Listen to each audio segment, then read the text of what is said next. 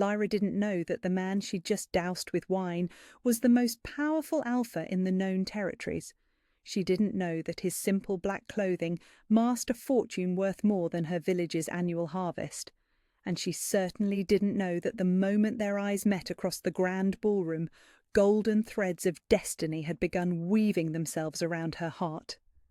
The crystal goblet slipped from her trembling fingers, shattering against the marble floor like her hopes of remaining invisible for the remainder of the evening.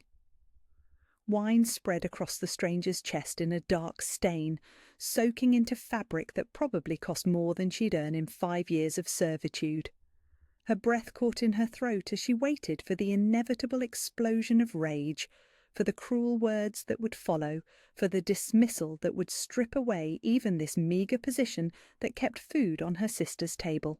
Instead, impossibly warm amber eyes met hers with something that looked almost like recognition, as if he'd been searching for her his entire life and had finally found her. "I'm so sorry," she whispered, the words barely audible above the orchestra's waltz. Heat flooded her cheeks as she dropped into the deepest curtsy she could manage without toppling forward. "Please, I didn't mean to—" "Look at me," he said softly, and something in his voice made her breath hitch. Not a command exactly, but not quite a request either. Something warmer, something that spoke to a part of her she'd kept locked away for years, against every instinct screaming at her to keep her eyes down, to apologize again, to flee before the inevitable punishment came. Lyra lifted her chin.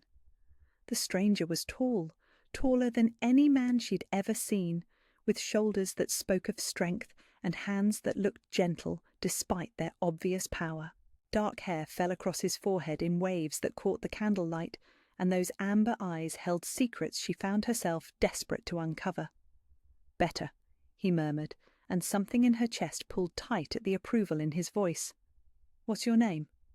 "Lyra." The word escaped before she could think better of it, before she could remember that servants didn't offer their names to guests unless specifically asked, and even then only after proper introduction by their superiors. "I mean, forgive me, I should have said—" "Lyra." He repeated her name like he was tasting something precious, rolling it around on his tongue as if testing how it felt. "It suits you." Before she could ask what that meant, before she could process the way his voice made her name sound like poetry, Mrs. Whitmore's sharp tones cut through the moment like a blade. "You clumsy girl!" The head housekeeper's face was flushed with fury as she bore down on them, her starched uniform rustling with indignation. "Look what you've done to this gentleman's clothing. Such carelessness cannot be tolerated, not in Lord Harwick's household." Lyra's stomach dropped to somewhere around her ankles. She could already see herself turned out onto the street, her sister left to fend for herself in the village, with no income, no protection, no hope. The familiar taste of panic filled her mouth as she prepared to beg, to grovel, to do whatever it took to keep this position that was all that stood between Mira and starvation. But the stranger stepped forward, placing himself slightly between Lyra and the advancing housekeeper, and something changed in the air around them. Power. Not the kind that came from wealth or position, though he clearly possessed both, but something deeper. Something primal that raised the fine hairs on her arms and made her wolf sense sing with recognition, even though she'd never learned to shift. "The accident was entirely my fault," he said, and his voice carried an authority that made Mrs. Whitmore halt mid-stride. "I stepped backward without looking. The young lady was simply doing her duty." Mrs. Whitmore's mouth opened and closed like a fish pulled from water.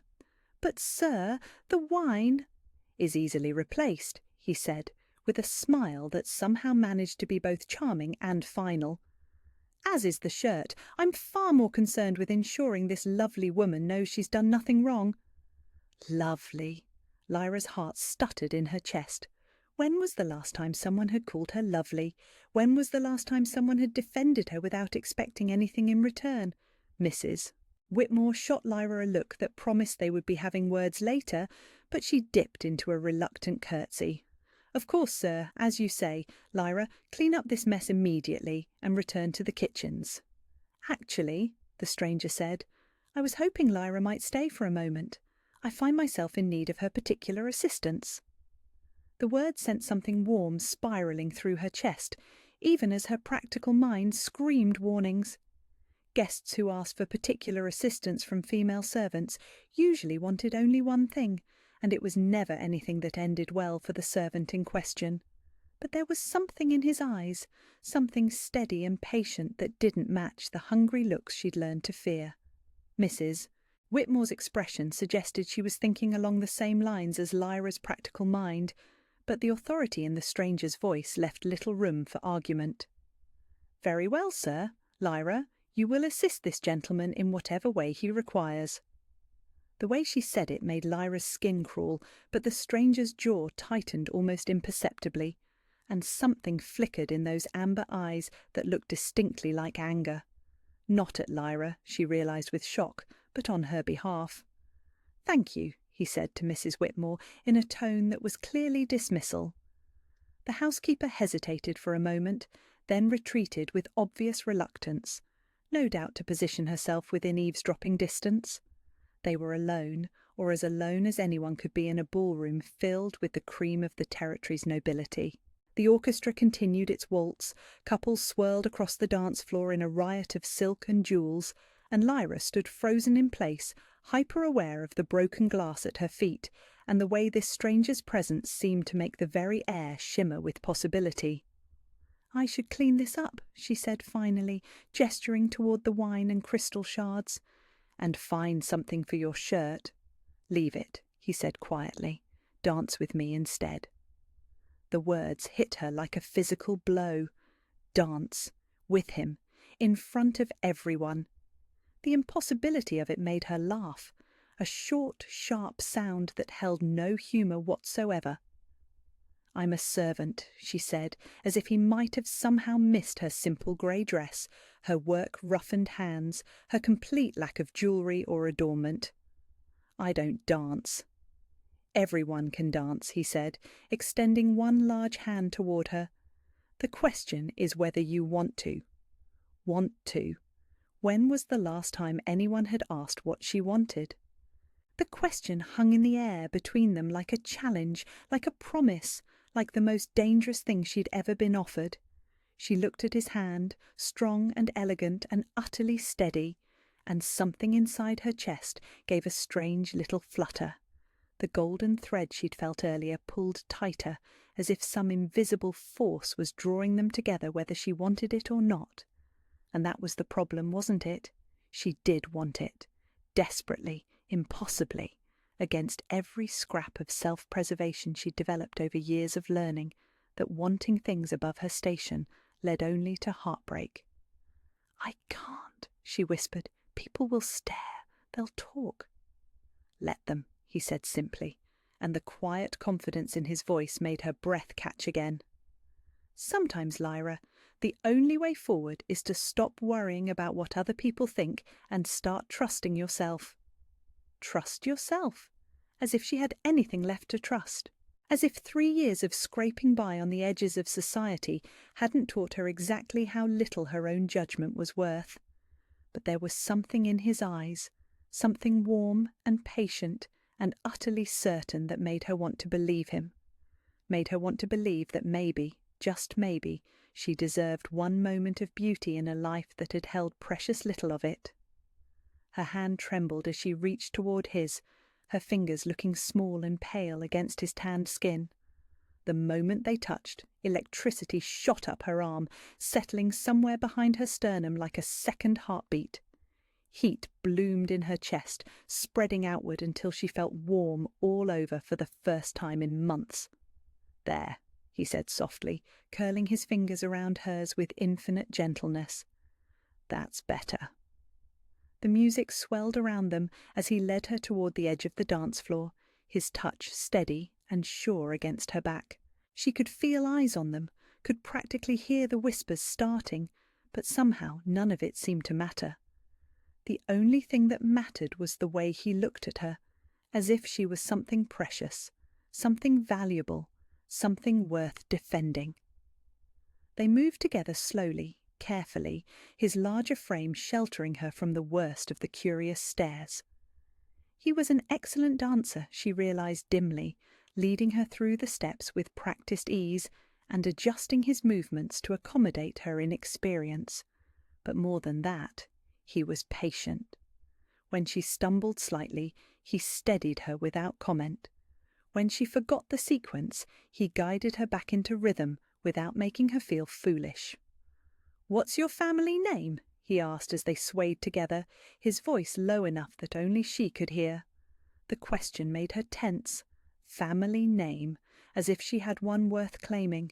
As if anyone cared about the lineage of a servant girl whose parents had died in the plague and left her with nothing but a younger sister and a desperate need to survive. "I don't really have one," she said finally. "Just Lyra. That's all I've ever been." Something flickered across his face, an expression she couldn't quite read. Everyone has a name, a history, people who came before. "Not everyone," she said, unable to keep the bitterness out of her voice. "Some of us are just nobody, nothing special. We exist to serve people like you, and when we die, no one remembers we were ever here." He was quiet for a long moment, but his hand tightened slightly against her back, as if he was anchoring her to him. When he spoke again, his voice was soft but fierce. "You're not nobody, Lyra, and you're certainly not nothing." The conviction in his voice made tears prick at her eyes. She wanted to believe him. God, how she wanted to believe him. But believing in impossible things was a luxury she'd learned she couldn't afford. "You don't know me," she whispered. "No," he agreed, spinning her slowly beneath his arm before drawing her back against his chest. "But I'd like to." The words hung between them as the song drew to a close, full of promise and possibility, and 100 different ways this could all go wrong. The practical part of her mind was already listing them. He was clearly nobility, possibly even royalty, based on the way people were staring. She was a servant with no connections, no dowry, no prospects. Whatever this was, it couldn't last beyond tonight.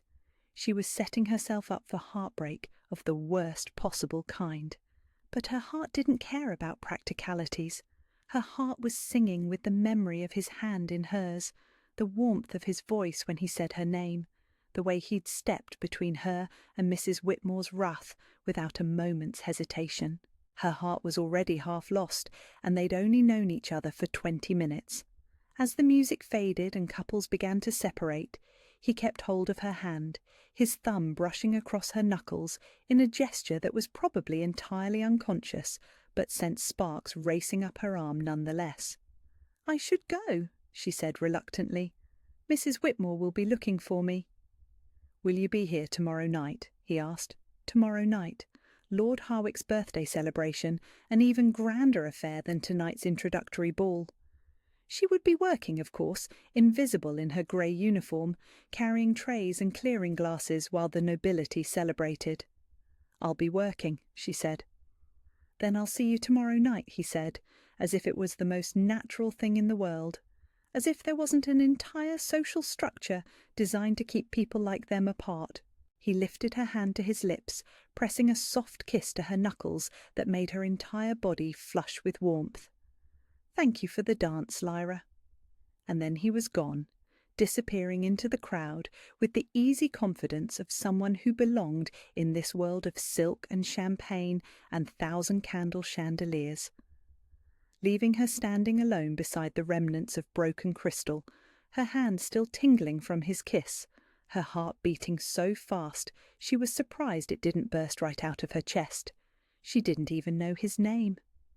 The coronation ceremony began at dawn, and Lyra had been awake since before the first pale light touched the castle walls. Lord Harwick's guests required breakfast trays, fresh linens, and pressed clothing before the grand procession to the cathedral. She moved through her duties in a strange dream state, her mind replaying every moment of the previous evening until she could have recited each word the mysterious stranger had spoken. She tried to convince herself it had meant nothing. A moment's kindness from a man who was probably already halfway back to whatever grand estate he'd come from. Men like him didn't remember servant girls, no matter how prettily they danced or how sweetly they smiled. By now she was likely nothing more than a vague memory of spilled wine and an amusing story to tell over brandy, but her hand still tingled where he'd kissed it. The cathedral bells began to ring as the household staff gathered in the courtyard to witness the procession. It was tradition for even the servants to observe the coronation of a new Alpha King, though they would watch from the back of the crowd, pressed against the stone walls like forgotten shadows. Lyra smoothed her grey uniform and tucked a wayward strand of hair beneath her cap, trying to make herself as invisible as possible. The last thing she needed was for Mrs. Whitmore to notice her wool gathering and assign extra duties as punishment. The great doors of the castle opened with ceremonial fanfare, and the procession began. First came the territorial lords in their finest regalia, then the high priests with their golden ceremonial robes, then the members of the royal council carrying ancient symbols of power. Lyra craned her neck to see over the heads of the other servants, curiosity overcoming her usual caution, and then she saw him. Walking at the centre of the procession, wearing robes of midnight blue embroidered with silver thread, a circlet of platinum and sapphires resting on his dark hair, was the man who had danced with her the night before. The man who had defended her against Mrs. Whitmore's fury. The man who had kissed her hand and disappeared into the crowd without even telling her his name. The man who was about to be crowned Alpha King of the Northern Territories. The world tilted sideways. Lyra's knees went weak, and she had to grab onto the stone wall to keep from collapsing. This couldn't be real. This couldn't be happening. Men like him didn't dance with women like her. Kings didn't ask servants what they wanted. The most powerful ruler in the known world didn't spend his evening making kitchen maids feel precious and wanted. But there he was, walking past her with the bearing of someone born to command, accepting the bows and curtsies of nobles who would have sneered at her very existence. And just as she was about to convince herself that it had all been some cruel trick of the light, some fantasy born of too little sleep and too much wishful thinking, he turned his head. Their eyes met across the crowded courtyard, amber finding blue with the precision of fate itself. And in that moment, surrounded by hundreds of witnesses, the future king smiled at her. Not the polite, distant smile he'd given to the assembled nobility, but the same warm, intimate expression he'd worn when he'd asked her to dance. Lyra's breath caught in her throat. Heat flooded her cheeks as whispers started among the other servants, heads turning to see what had caught the king's attention. She wanted to disappear, to sink into the stones themselves, but she couldn't look away, couldn't break the connection that felt like a golden thread stretched taut between them. Then the procession moved on, and he was gone, leaving her standing frozen against the wall while her world rearranged itself around this impossible truth. She had danced with the king. The king had called her lovely. The king had kissed her hand. The king knew she existed. "Well," said Sarah, one of the other kitchen maids, voice pitched low enough to avoid Mrs. Whitmore's notice. "That was interesting." "What was interesting?" Lyra managed, though her voice came out as barely more than a whisper. "His Majesty looking at you like you were the only person in the courtyard," Sarah replied with a knowing grin. "Got anything you want to share with the rest of us?" Before Lyra could find her voice, Mrs. Whitmore's sharp tones cut through the murmur of conversation. "Back to work, all of you. The coronation feast won't prepare itself, and I'll not have Lord Harwick's reputation tarnished by lazy servants standing about gossiping." The crowd dispersed quickly, but Lyra found herself moving through the rest of the morning in a haze of confusion and disbelief.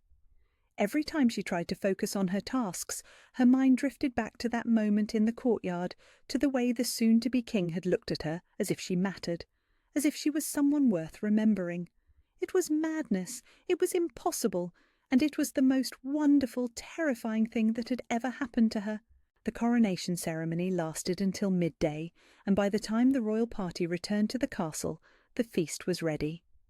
Lyra found herself assigned to serve in the great hall, carrying platters of roasted meat and delicate pastries to tables groaning under the weight of Lord Harwick's hospitality.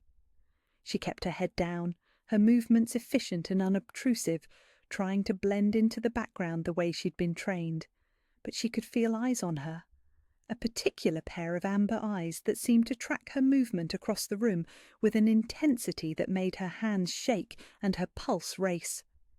Every time she glanced toward the high table where the newly crowned king sat in conversation with territorial lords and foreign dignitaries, she found him watching her. Not obviously, not in any way that would draw comment from the other guests, but with a focused attention that made her feel as if she were the only other person in the room. It was during the third course that disaster struck. Lyra was navigating between tables with a tray of wine goblets when Lord Victor, a man she'd been warned to avoid at all costs, suddenly stood from his seat. She tried to step aside, but he moved faster, his hand shooting out to grab her wrist with bruising force. "You?" he said, his voice slurred with wine and something darker. "I know you.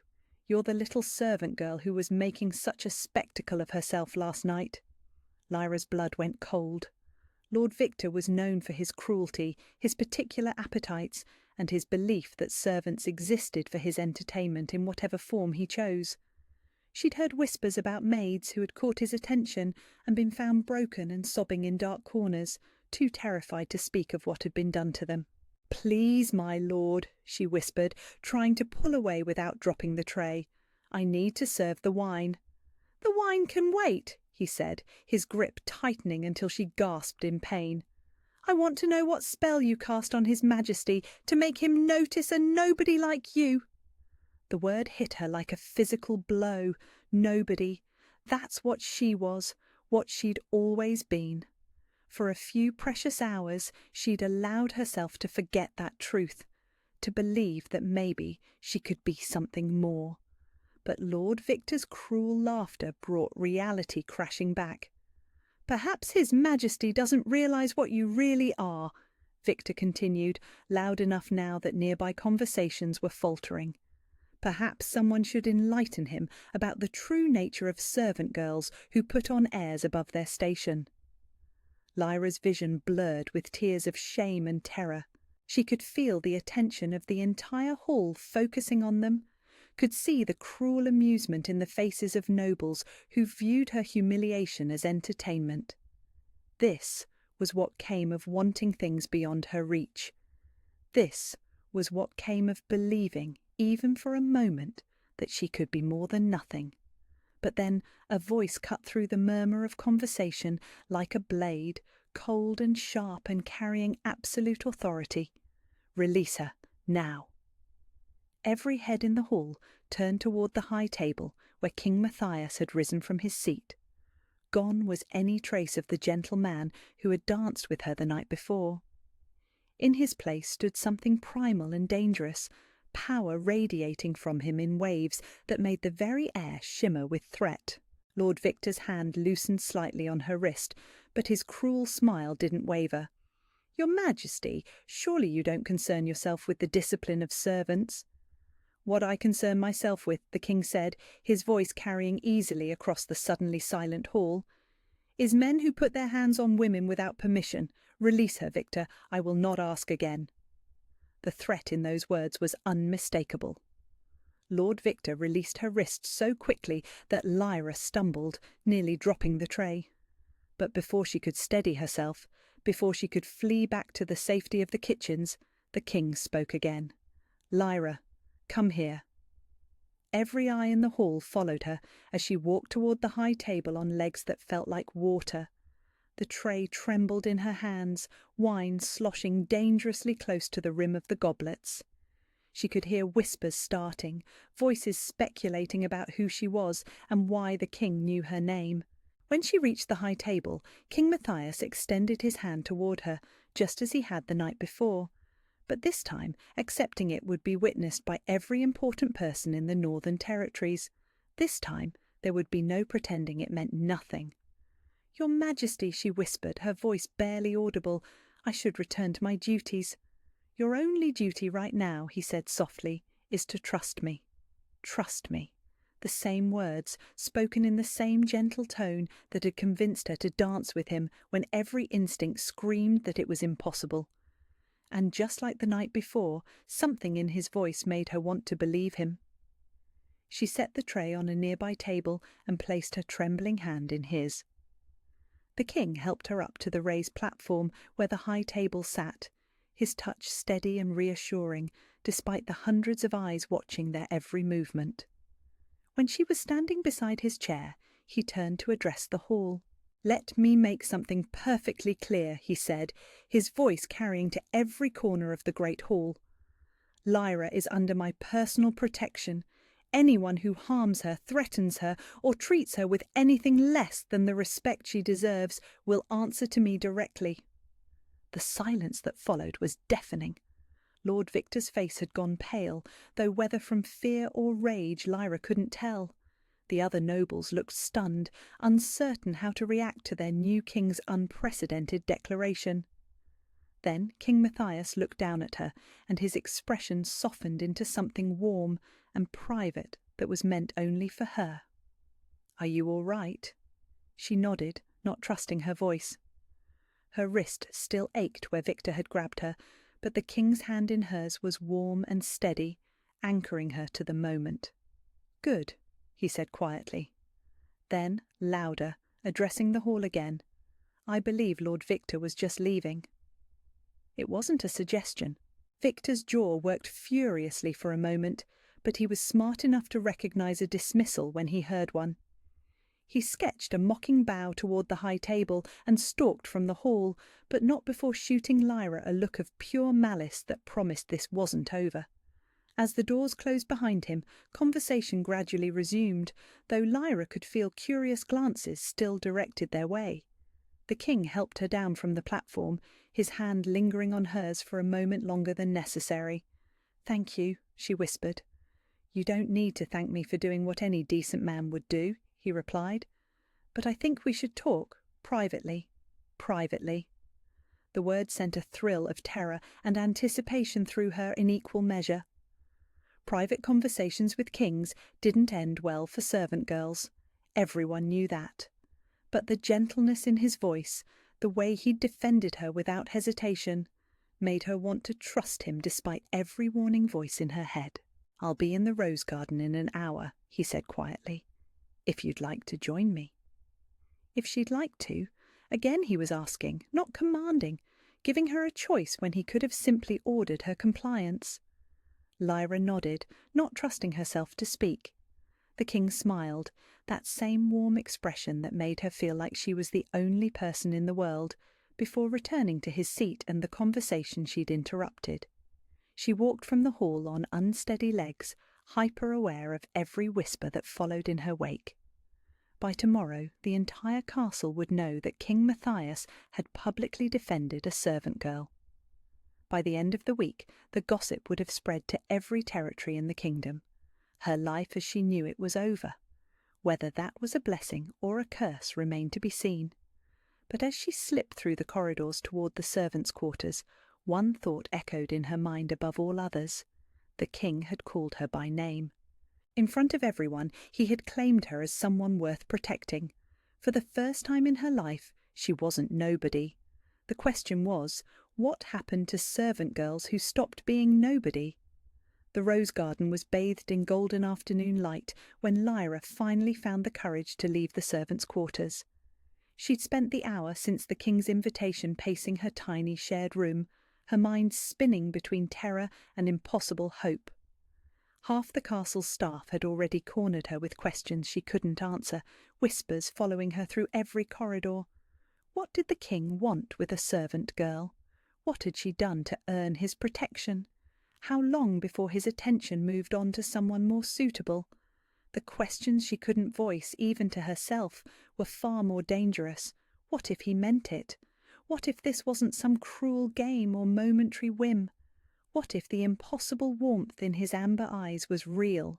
She found him seated on a stone bench beside the fountain, still wearing his coronation robes, though the formal ceremony had ended hours ago.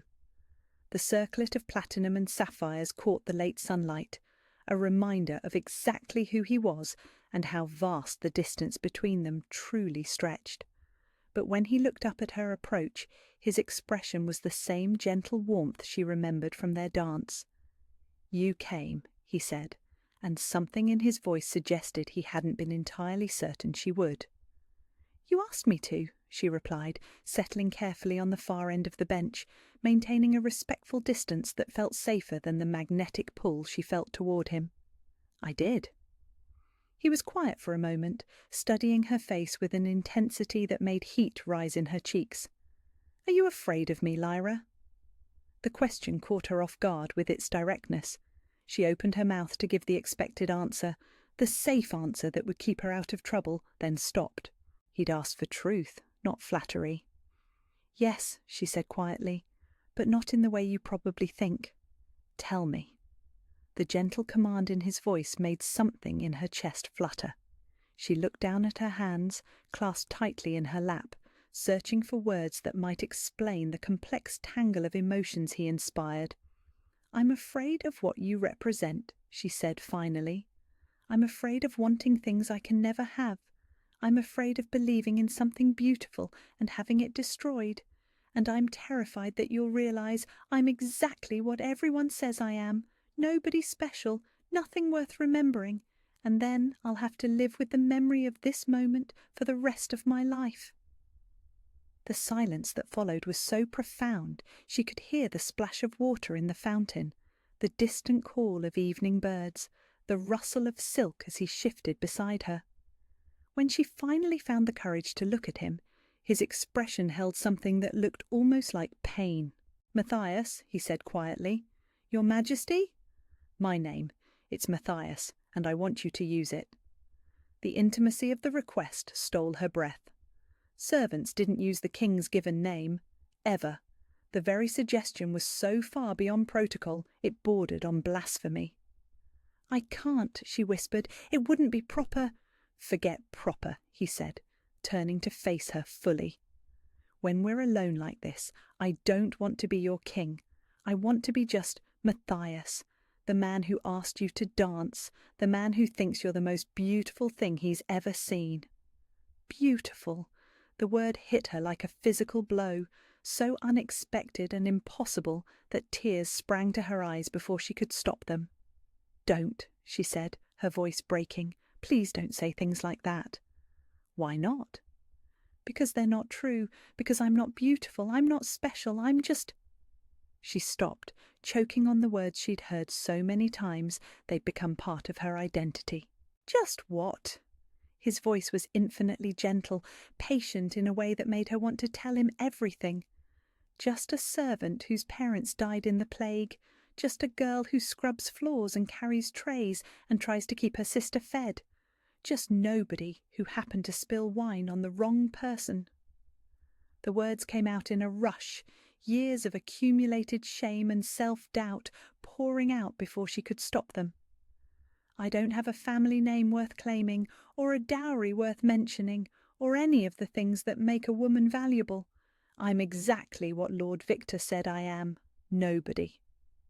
"Victor is wrong." The certainty in his voice made her look up, tears still blurring her vision. Matthias had moved closer, close enough that she could see the gold flecks in his amber eyes, close enough to feel the warmth radiating from his body. "You have a sister," he said quietly. "Tell me about her." The change of subject caught her off guard. "Mira? She's 16, sweet, too trusting for her own good. She wants to be a teacher someday, help other children learn to read." Despite her tears, Lyra found herself smiling at the thought of her sister's dreams. "She's everything good in the world." "And you've been taking care of her since your parents died?" "Someone had to." The words came out more defensive than she'd intended. "She's all the family I have left." "How old were you when they died?" 15. The memory still hurt 3 years later. The plague took them within a week of each other. Mira was so young. She didn't understand why they couldn't get better. I promised them I'd keep her safe. "So you became a servant to provide for her," It was the only work I could find that came with lodging. Mrs. Whitmore said I could have a place in the servants' quarters if I worked hard and didn't cause trouble." She laughed bitterly. "I've been failing at that part lately." "You've been surviving," he said firmly. "You've been sacrificing your own childhood to keep your promise to your parents. You've been choosing love over comfort, duty over safety, and you think that makes you nobody?" The words hit her like a revelation, reframing her entire existence in terms she'd never considered. She'd never thought of her choices as noble, only necessary, never considered that putting Mira's needs before her own might be seen as strength rather than simple obligation. "I never thought of it that way," she admitted. "That's because you're too close to your own story to see it clearly." His hand moved to cover hers where it rested on the stone bench, his touch warm and steady. "You want to know what I see when I look at you?" She nodded, not trusting her voice. "I see a woman who has faced loss and hardship and chose compassion over bitterness. I see someone who works without complaint to protect the person she loves most. I see beauty that has nothing to do with silk gowns or jewellery and everything to do with the light in your eyes when you talk about your sister."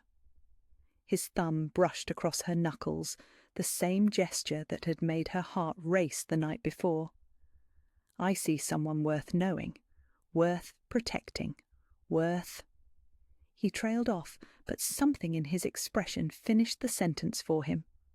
"Worth loving." The thought terrified her more than any threat Victor could have made. "This is impossible," she whispered. "You're the king. I'm a servant. People like us don't—" "Don't what?" he asked when she couldn't finish the sentence. "Don't fall in love," she said, the words barely audible. "Don't have happy endings."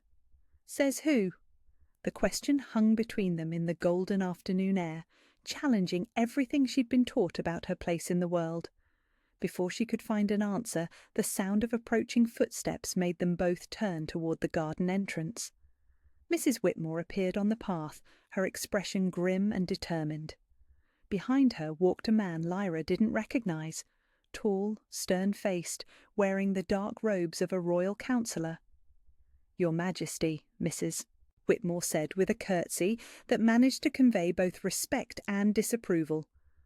"Lord Chancellor Aldrich requires your immediate attention. There's been an urgent development." Matthias's jaw tightened, but he rose from the bench with fluid grace. "What kind of development?" "Lord Victor has made a formal complaint to the Royal Council," Lord Aldrich said, his voice carrying the weight of official business. "He's alleging that your Majesty has been influenced by a servant girl of questionable character. He's demanding a formal investigation into her background and associations." The words hit Lyra like ice water. She'd known Victor wouldn't let the humiliation in the Great Hall pass without retaliation, but she hadn't anticipated this. A formal complaint meant official scrutiny, background investigations, questions about her family and her past that could expose things better left buried. "On what grounds?" Matthias asked, his voice dangerously quiet. "He claims the girl may be a spy or assassin sent to compromise your Majesty's judgment," Aldrich continued. "Given recent threats from the Southern Territories, the Council feels bound to take such allegations seriously." "That's ridiculous," Matthias said flatly. "Lyra has been working in Lord Harwick's household for 3 years. Her background is easily verified." "Nevertheless, your Majesty, protocol demands investigation. The girl will need to be questioned, her associations examined, her family history scrutinised." Aldrich's pale eyes moved to Lyra with obvious distaste. "It would be unfortunate if such an investigation were to uncover any irregularities." The threat in his words was unmistakable. They would dig into her past, her sister's past, looking for anything that could be used to discredit her, or worse, harm the people she loved. And if they couldn't find real evidence of wrongdoing, Lyra had no doubt they would create some. "This ends now," she said, rising from the bench on unsteady legs. All eyes turned to her, and she had to swallow hard before continuing. I won't be the cause of trouble for His Majesty or anyone else. I'll leave tonight." "Lyra, no." "It's better this way," she said, cutting off Matthias's protest before it could fully form. "Lord Victor is right. I don't belong in this world. I was foolish to think otherwise." Something fierce and desperate flashed across Matthias's face. "You belong wherever you choose to be." "Do I?" She gestured toward Mrs. Whitmore and Lord Aldrich, both watching the exchange with varying degrees of disapproval. "Look at them. Look at how they're looking at me. This is what happens when people like me reach for things beyond our station. Everyone suffers for it." "The only one suffering," Matthias said, his voice low and intense, "will be Victor when I'm finished with him." "Your Majesty," Lord Aldrich interjected, "surely you understand the delicate political situation. Lord Victor represents powerful interests in the Eastern Territories. Alienating him over a servant girl could have far-reaching consequences." The casual dismissal in his tone, servant girl, as if that was all she would ever be, made something inside Lyra crumble. This was reality. This was the world asserting itself, reminding her that fairy tales didn't happen to people like her.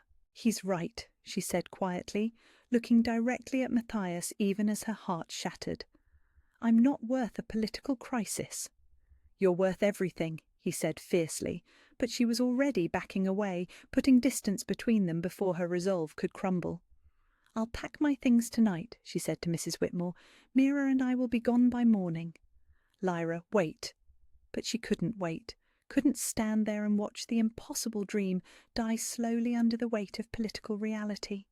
Couldn't bear to see the moment when he realized that duty mattered more than whatever this fragile thing between them had been.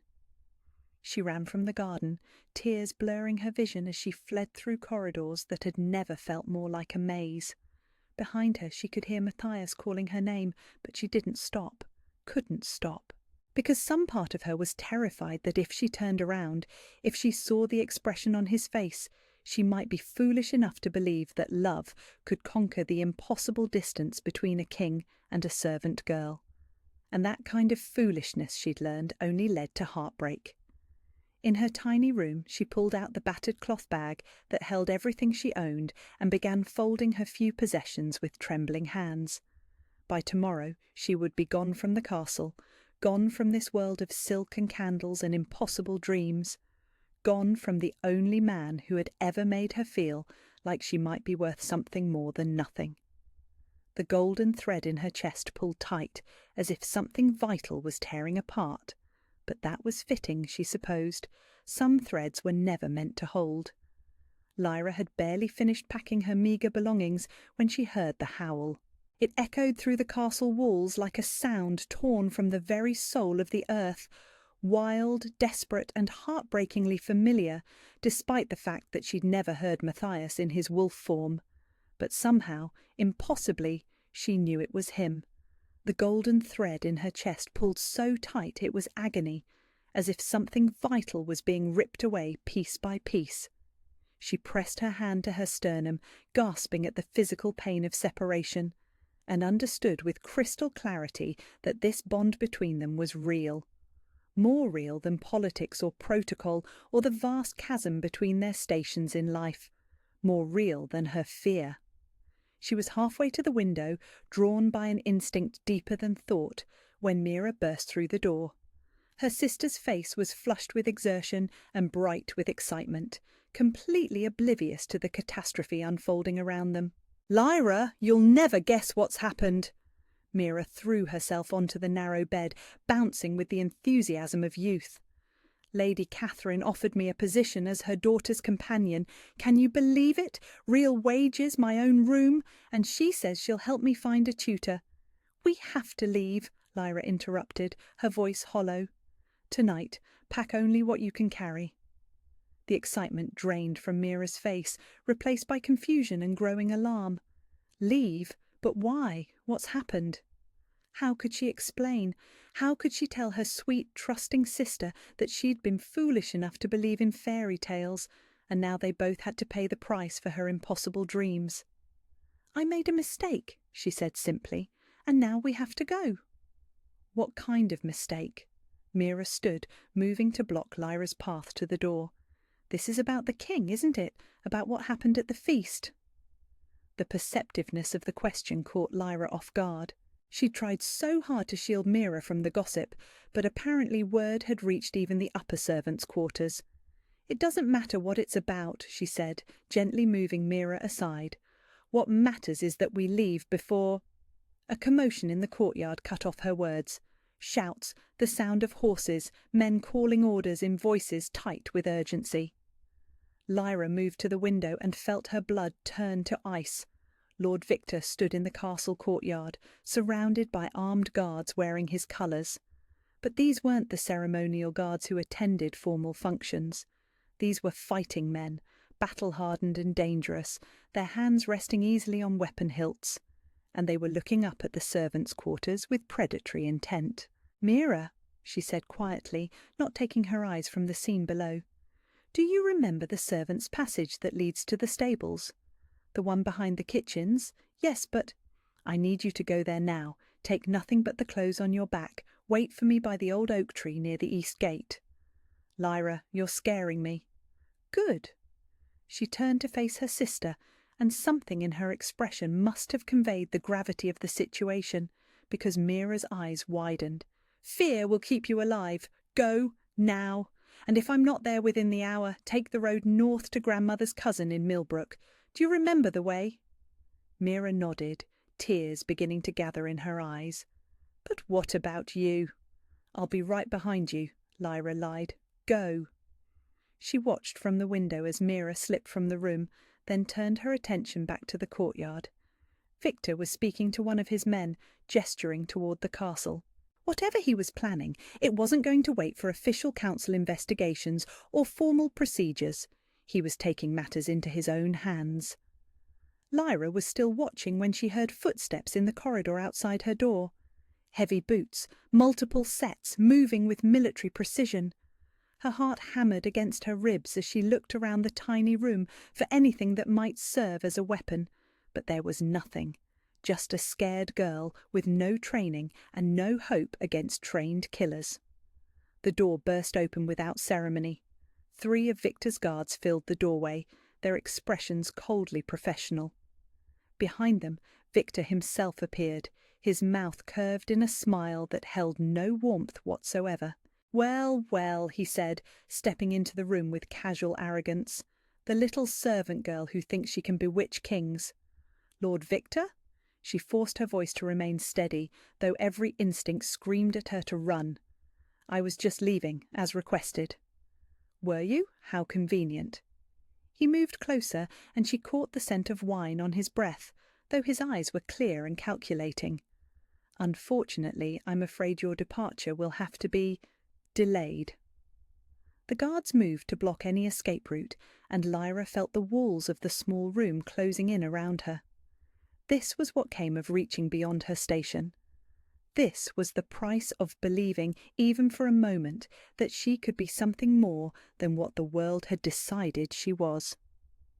"What do you want?" she asked. "Justice," Victor replied smoothly. "You've bewitched our new king with whatever arts you practice. Magic, seduction, I don't particularly care which. But you've made him forget his duty to his people, his obligation to form political alliances that serve the realm rather than his base desires." "I haven't bewitched anyone," she said, desperation making her voice sharp. "I'm nobody. I have no power, no influence. And yet he defends you, protects you, risks political catastrophe for a servant girl who should be beneath his notice." Victor's eyes glittered with malice. That level of devotion doesn't come from nowhere. He was right, though not in the way he thought. The bond between her and Matthias was real, but it wasn't magic in any traditional sense. It was something deeper, something that transcended politics and protocol and the artificial barriers human society had constructed. But try explaining that to a man who saw the world only in terms of power and advantage. "He'll be looking for you soon," Victor continued, beginning to pace the small confines of the room like a predator stalking prey. "When he discovers you've disappeared, he'll move heaven and earth to find you. Unless, of course, he receives proof that you left of your own free will." The casual tone of his words belied the threat underlying them. Lyra's mouth went dry as she began to understand what he was planning. "A letter," she said. "You want me to write a letter saying I've left willingly?" Such a clever girl. Victor's smile was razor-sharp. "A letter explaining that you've realized the impossibility of your situation and chosen to remove yourself rather than cause further embarrassment to His Majesty. Very noble, very self-sacrificing, exactly the sort of thing a love-struck servant might do." "And if I refuse?" Victor's expression didn't change, but something cold flickered in his eyes. "Then I'm afraid there might be an accident involving your sister. Young girls can be so careless around horses. Tragic, really, when they get kicked by a startled animal." The threat hit her like a physical blow. Mira, sweet, innocent Mira, who had nothing to do with any of this except the misfortune of being related to a servant girl who'd forgotten her place. "You bastard," she whispered. "Language, my dear. You're speaking to a lord of the realm."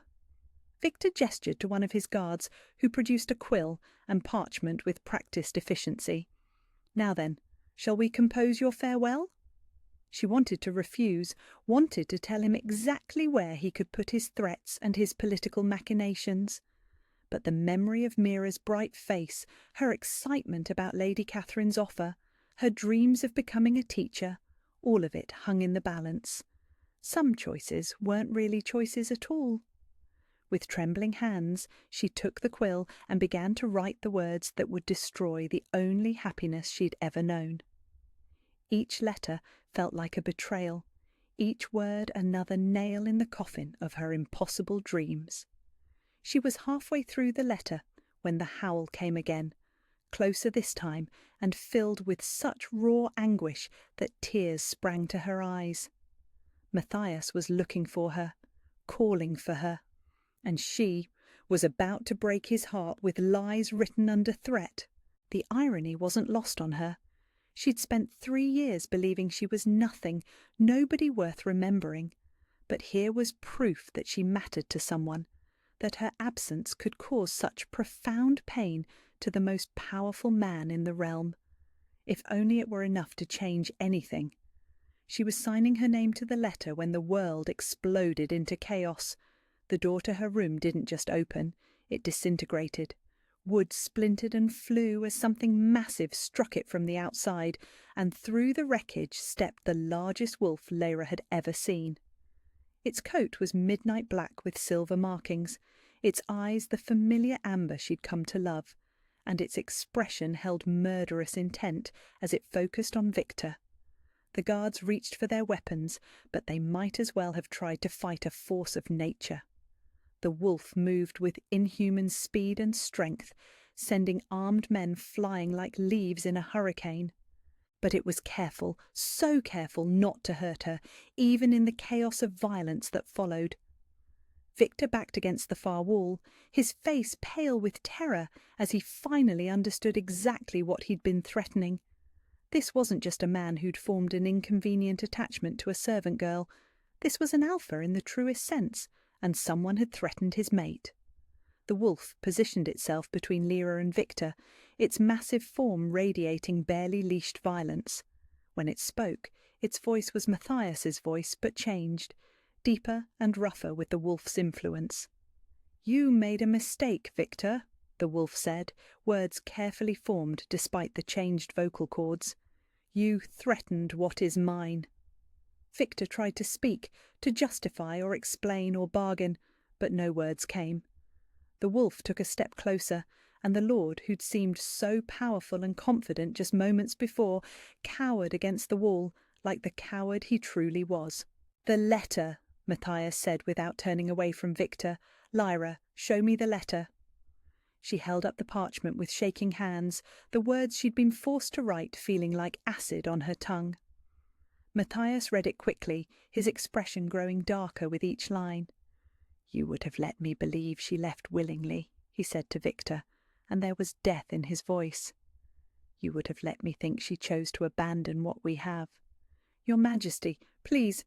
"She is everything to me," Matthias continued, and the raw emotion in his voice made Lyra's heart clench. My mate, my heart, my soul, and you threatened her sister, used fear to try to drive away the only thing in this world that makes me whole. He began to shift back to human form, the change flowing over him like water, but somehow that made him more frightening, not less. Because now Victor could see the man behind the wolf, could understand that this wasn't just animal instinct but deliberate, calculated fury.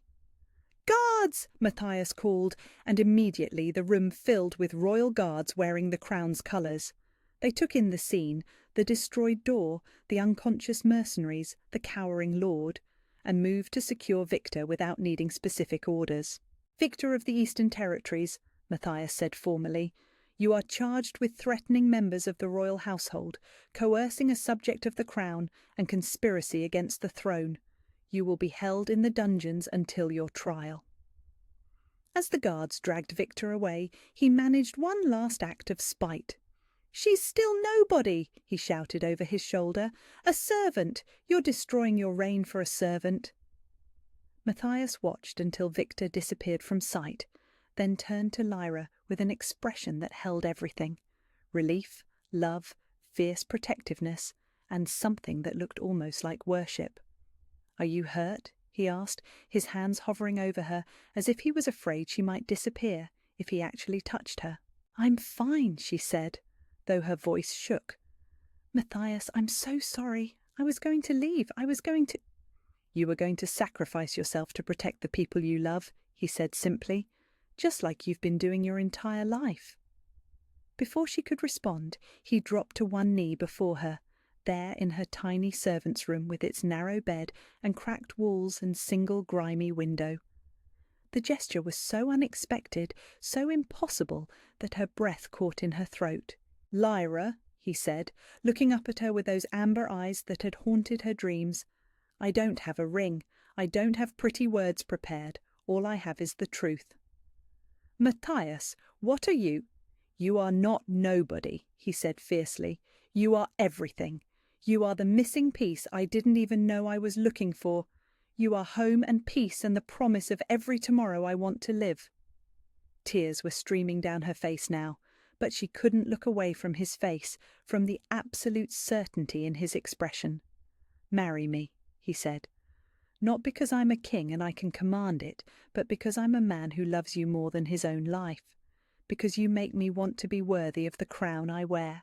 Because I can't imagine ruling this realm or existing in this world without you beside me." The room was silent except for the sound of her ragged breathing and the distant celebrations in the courtyard below.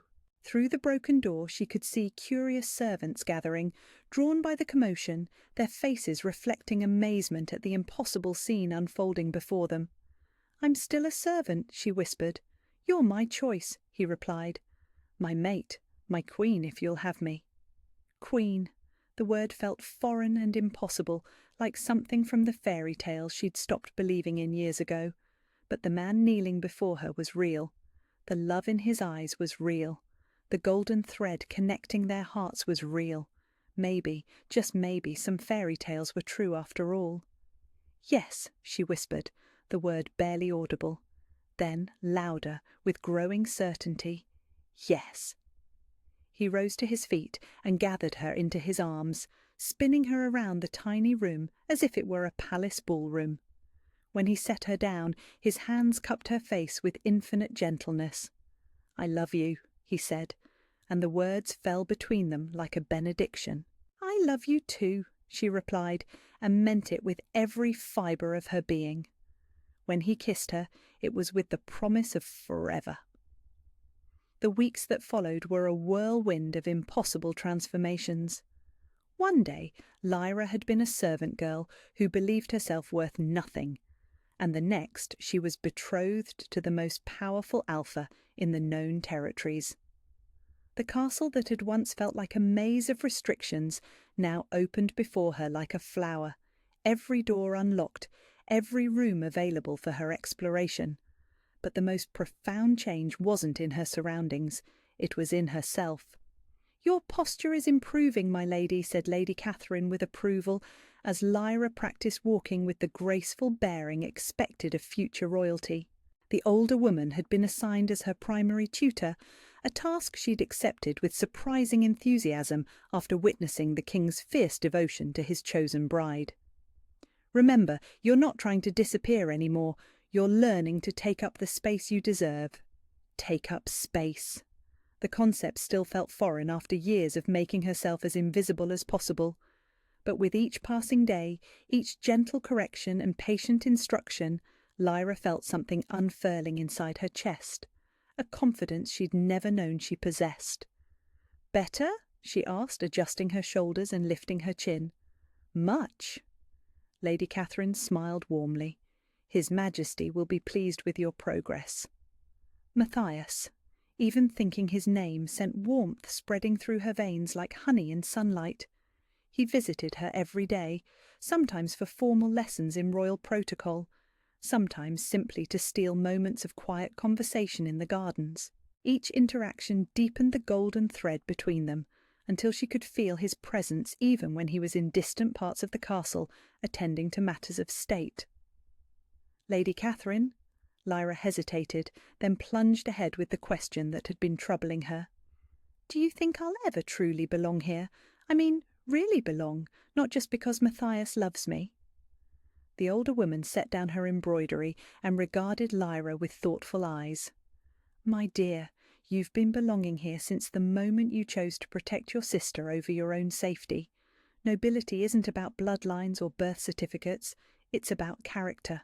And you've demonstrated more true nobility in 3 weeks than some courtiers manage in a lifetime." The words settled into Lyra's heart like seeds, finding fertile ground. She was beginning to understand that worth wasn't something granted by others. It was something she could choose to recognize in herself. A soft knock at the door interrupted her thoughts. "Come in," Lady Catherine called, and Mira burst into the room with her usual enthusiasm. "Lyra, you have to see what Lady Margaret taught me today." Mira's eyes sparkled with delight as she produced a small book from behind her back. "I can read entire passages now, not just simple words. Listen to this." She began reading aloud from what appeared to be a collection of poetry, her voice clear and confident. Lyra felt tears prick at her eyes as she watched her sister, no longer the frightened girl she'd struggled to protect, but a young woman blossoming into her own potential. "That's beautiful, Mira," she said when her sister finished the passage. "I'm so proud of you." "Lady Margaret says I might be ready for advanced mathematics soon," Mira continued, practically bouncing with excitement. "And after that, maybe history and philosophy. Can you believe it? Me, learning philosophy."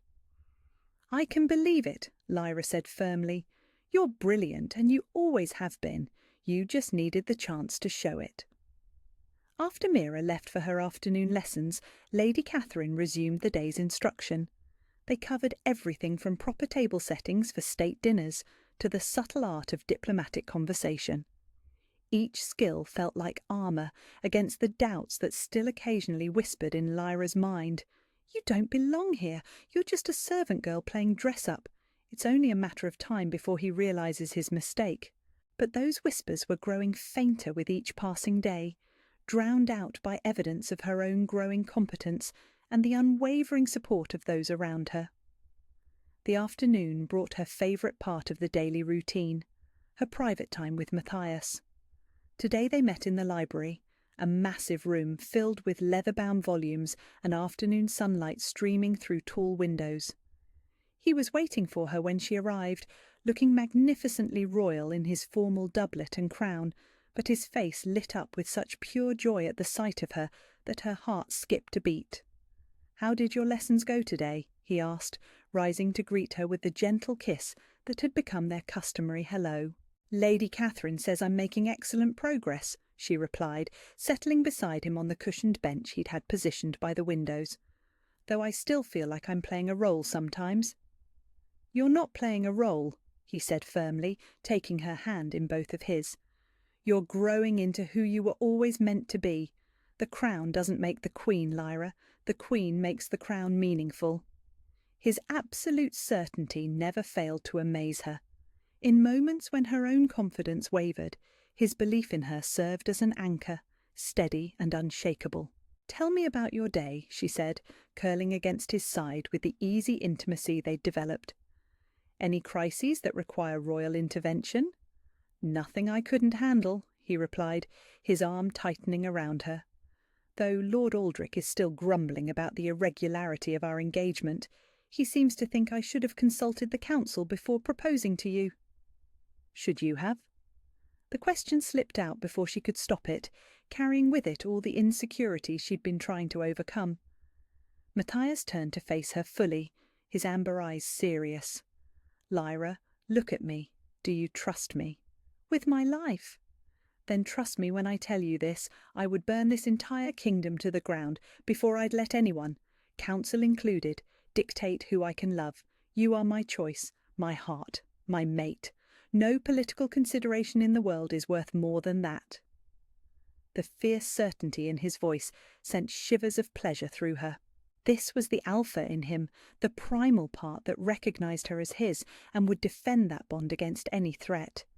But it was also the man she'd fallen in love with, the one who had seen her worth when she couldn't see it herself. "I love you," she said simply, because sometimes the most profound truths were also the simplest. "And I love you," he replied, pressing his forehead against hers. "More than I thought it was possible to love anyone." They spent the rest of the afternoon reading together, Lyra curled against his side, while Matthias worked through correspondence from various territorial lords. It was peaceful, domestic, in a way that made her heart sing with contentment. This was what their life would be like after the wedding. Quiet moments of shared intimacy alongside the grand gestures of royal duty. As evening approached, Matthias walked her to the chambers that had been prepared for her use. They were magnificent, far grander than anything she'd ever imagined occupying, but she'd grown comfortable in the space over the past weeks. It was starting to feel like home. "There's something I want to show you tomorrow," he said as they paused outside her door. "A place that's been in my family for generations. I think you'll like it." "Mysterious," she teased, rising on her toes to kiss him good night. "I suppose I'll have to wait and see." "Patience, my love," he murmured against her lips. "Good things come to those who wait." That night, as she lay in her silk sheets and gazed up at the painted ceiling, Lyra marvelled at the strange turns life could take. 6 weeks ago, she'd been scrubbing floors and carrying trays, invisible to everyone except those who needed her labour. Now she was learning statecraft and diplomacy, preparing to stand beside the most powerful man in the realm as his equal. The golden thread in her chest hummed with contentment, a constant reminder of the bond that connected her to Matthias. Even when they were apart, she could feel his presence like a warm light in the darkness. It was magic of a sort, though not the kind Victor had accused her of wielding. This was the magic of two souls recognizing each other across impossible odds. The next morning brought another revelation. Matthias arrived at her chambers earlier than usual, dressed not in his formal royal attire but in simple riding clothes. His eyes held a particular brightness that spoke of pleasant surprises planned. "Ready for an adventure?" he asked, offering her his arm. She'd learned to dress practically for their outings, so she wore a simple green dress that allowed for easy movement and comfortable boots that could handle rough terrain. Whatever he had planned, it apparently involved being outdoors. He led her through corridors she'd never explored, down stone steps that seemed older than the rest of the castle, until they emerged into a courtyard she'd never seen. 2 horses waited there, already saddled and ready for riding. "I know you didn't have much opportunity to learn riding as a servant," Matthias said, "but I thought it was time to remedy that." "You want to teach me to ride?" The idea was both thrilling and terrifying. She'd been around horses her entire life, but always as someone who mucked their stalls or brought them hay, never as someone who might actually climb onto their backs. "I want to share something with you," he said, his voice soft with emotion. "Something that's been important to me since I was a child." The lesson began gently, with Matthias showing her how to approach the mare he'd selected for her, a gentle creature with kind eyes and infinite patience for beginners. His hands were steady on her waist as he helped her mount, his voice calm and encouraging as he talked her through the basics of staying balanced and controlling the reins. "Relax," he murmured when she tensed at the horse's first steps. "She can feel your fear. Trust her, and she'll trust you." Trust, the word that seemed to define every aspect of their relationship. Trusting him had transformed her from a frightened servant girl into a woman capable of standing beside a king. Now she had to trust herself, and this beautiful creature beneath her enough to let go of fear. By the time they left the courtyard, Lyra was beginning to understand the exhilaration of riding, the feeling of power and freedom, the partnership between human and animal, the way the world looked different from horseback. It was intoxicating. Matthias led her along forest paths she'd never known existed, deeper into the wilderness than she'd ever travelled. The trees grew thicker here, older, their branches forming a canopy that filtered the sunlight into dancing patterns on the forest floor. "Where are we going?" she asked as they paused to rest the horses beside a clear stream. "You'll see," he said, but his smile held promises that made her pulse quicken. Another hour of riding brought them to a clearing that took her breath away. In the centre stood a cabin that looked like something from a fairy tale, built of golden logs with windows that caught the afternoon light, surrounded by wildflowers and ancient oak trees. It was beautiful, peaceful, and utterly perfect. "This is where I come when I need to remember who I am beneath the crown," Matthias said, dismounting and helping her down from her horse. "It's been in my family for 5 generations, passed down from father to son as a refuge from royal duties." "It's beautiful," she breathed, turning in a slow circle to take in the entire scene, like something from a dream. "I want to share it with you," he said, taking her hands in his. "All of it. The burdens and the joys, the public ceremonies and the private moments. I want you to know every part of who I am, just as I want to know every part of you." They spent the afternoon exploring the cabin and its surroundings. Matthias showed her the bedroom where he'd spent childhood summers, the kitchen where his grandmother had taught him to make simple meals, the porch where he'd learned to whittle and dream about the future. Each story he shared felt like a gift, a piece of himself offered freely. In return, she found herself telling him things she'd never voiced aloud, her dreams of travelling beyond the village where she'd grown up, her secret love of poetry, her fear that she'd never be worthy of the love he offered so generously. "You are worthy," he said firmly, pulling her close as they sat on the porch, watching the sun set through the trees. "Not because I say so, but because worthiness isn't something you earn, it's something you are. It took me too many years to learn that lesson, and I'll spend the rest of our lives making sure you never forget it." As darkness fell around them, they made their way inside the cabin. Matthias built a fire in the stone fireplace, while Lyra explored the simple but comfortable furnishings.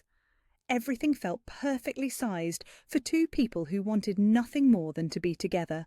"This could be our retreat," he said as they sat before the fire, her head on his shoulder and his arms wrapped securely around her. "Our place to come when the world becomes too much. Just us, away from protocols and politics and everyone else's expectations." "I'd like that," she said, meaning it with every fibre of her being. "I'd like that very much." They stayed until well after midnight, talking and laughing and simply enjoying each other's company without the weight of royal duties or public scrutiny. It was the most perfect evening of Lyra's life, and as they finally prepared to return to the castle, she knew that her transformation was nearly complete. She was no longer the frightened servant girl who believed herself worth nothing. She was a woman in love, secure in her worth, and ready to take her place beside the man who had seen her true value from the very beginning. The golden thread in her chest sang with happiness as they rode back through the moonlit forest, and Lyra knew with absolute certainty that she was exactly where she belonged. The morning of the wedding dawned with the kind of perfect clarity that made everything seem touched by magic. Lyra woke in the Queen's chambers, her chambers now, to sunlight streaming through windows that overlooked the royal gardens, where every flower seemed to bloom in celebration of this impossible day. She was going to marry the king. Even now, 3 months after their engagement, the reality of it took her breath away.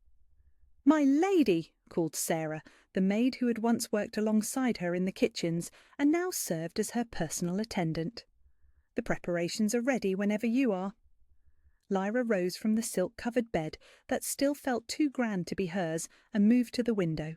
Below in the courtyard, she could see the organised chaos of wedding preparations.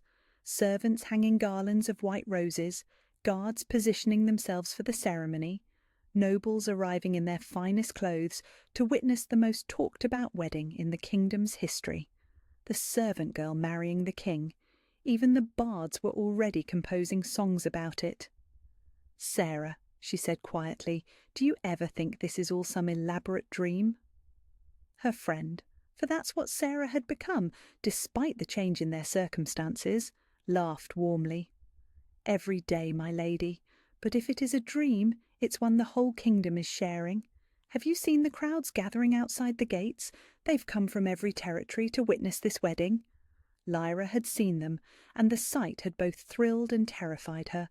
Thousands of people, all wanting to catch a glimpse of the woman who had captured their king's heart. Some came out of curiosity, others out of genuine affection for Matthias, and still others because they loved a story where love conquered the impossible. She hoped she wouldn't disappoint them. The morning flew by in a blur of preparations. Lady Catherine arrived to oversee the final fitting of the wedding dress, a creation of ivory silk and seed pearls that transformed Lyra into someone she barely recognised. Mira appeared next, radiant in her role as maid of honour, her eyes bright with tears of joy for her sister's happiness. "You look like a queen," Mira whispered as the seamstresses made their final adjustments. "I feel like I'm playing dress-up in someone else's clothes," Lyra admitted, smoothing the impossibly fine silk with nervous hands. "You're not," said a familiar voice from the doorway. They all turned to see Matthias standing there, magnificent in his ceremonial robes, but looking at her as if she were the only person in the room. "You look exactly like what you are, the woman I love, ready to become my wife and partner in everything." "Your Majesty," Lady Catherine said with gentle reproof, "it's bad luck to see the bride before the ceremony." "I make my own luck," he replied, never taking his eyes off Lyra, "and besides, I needed to give her something." He approached with the careful reverence of someone approaching something sacred, and in his hands was a circlet of platinum set with diamonds and sapphires that caught the light like captured stars. "This belonged to my grandmother," he said softly, "and her grandmother before her. It's been waiting for the right queen to wear it."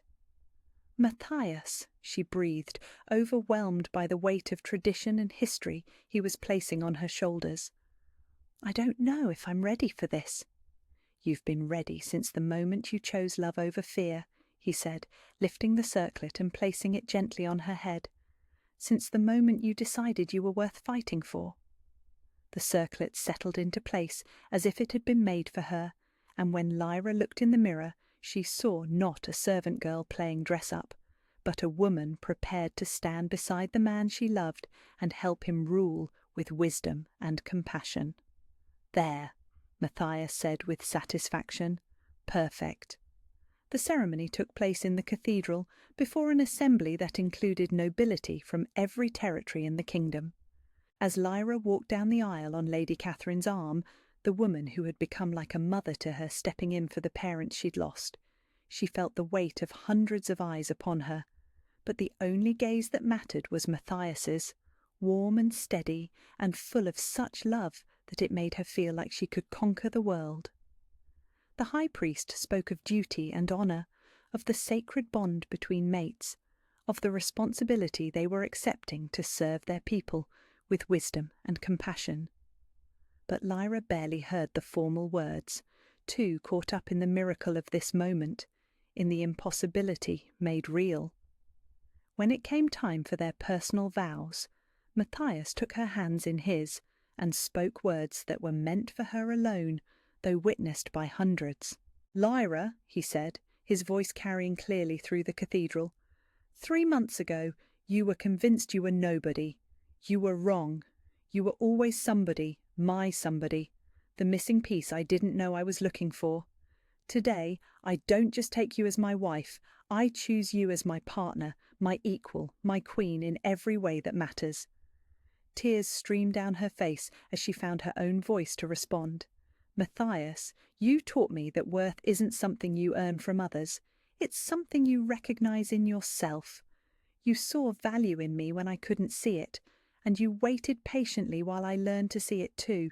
I choose you, not because you're a king, but because you're the man who makes me want to be the best version of myself." When the high priest pronounced them husband and wife, mate and mate, the kiss that sealed their union felt like coming home. The cathedral erupted in celebration, but for Lyra the only reality was Matthias's arms around her and the golden thread in her chest singing with perfect harmony. The transformation ritual followed immediately after the ceremony. In the presence of the assembled pack members, Lyra knelt before the ancient altar where generations of royals had accepted their roles as alpha leaders. The ritual was older than memory, connecting her not just to Matthias, but to every wolf in the kingdom. When she rose, she carried within her the supernatural bond that would let her communicate with pack members across vast distances, feel their needs and concerns, and help guide them with wisdom that came from the heart rather than just the head. She was no longer just Matthias's mate, she was truly their queen, connected to every life she would help protect and guide. The coronation came next, with Matthias himself placing the crown on her head as the cathedral bells rang out across the kingdom. The weight of it was significant, but not overwhelming. She was ready for this responsibility, had been growing into it day by day under the patient guidance of those who believed in her potential. "All hail Queen Lyra," the assembled crowd called out, and the words that would have terrified her months ago now filled her with purpose and determination. The feast that followed lasted well into the evening, with music and dancing and toasts from nobles who had come to witness this historic union. But the moment Lyra treasured most came near the end of the celebration, when she and Matthias stepped out onto the balcony overlooking the courtyard and saw the thousands of common people who had gathered to celebrate with them. "They love you," Matthias said, watching as she waved to the crowd below. "Not because you're queen now, but because they see themselves in your story. You give them hope that anyone can rise, that love can overcome any obstacle."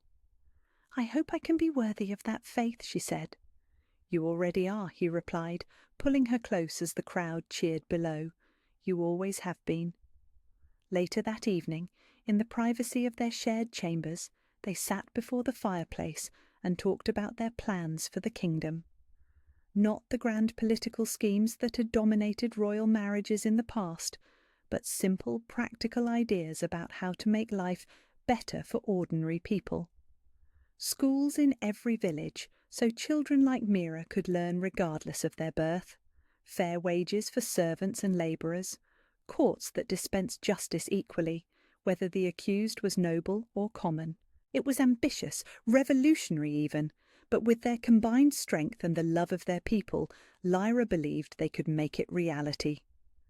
"Do you have any regrets?" Matthias asked as they prepared for sleep, his arms around her in the massive bed that was now theirs to share.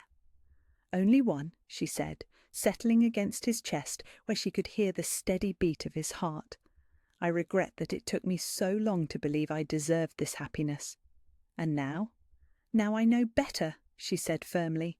"I know that love isn't about deserving, it's about choosing, and I choose you, today and every day for the rest of our lives."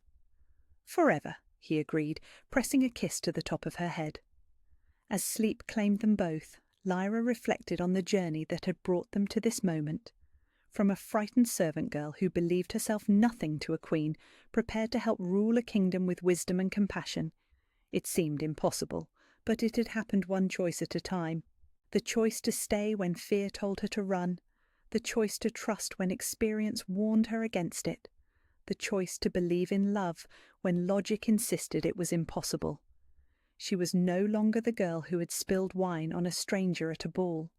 She was Queen Lyra, partner to King Matthias, protector of their people, and living proof that sometimes fairy tales do come true. The golden thread in her chest hummed with perfect contentment as she drifted towards sleep, secure in the knowledge that she was exactly where she belonged. Tomorrow would bring new challenges, new responsibilities, new opportunities to prove that a servant girl could indeed become a queen worthy of her crown. But tonight she was simply a woman in love, held safely in the arms of the man who had seen her worth from the very beginning and waited patiently for her to see it too. She was never nothing. She had always been everything, and now, finally, she believed it.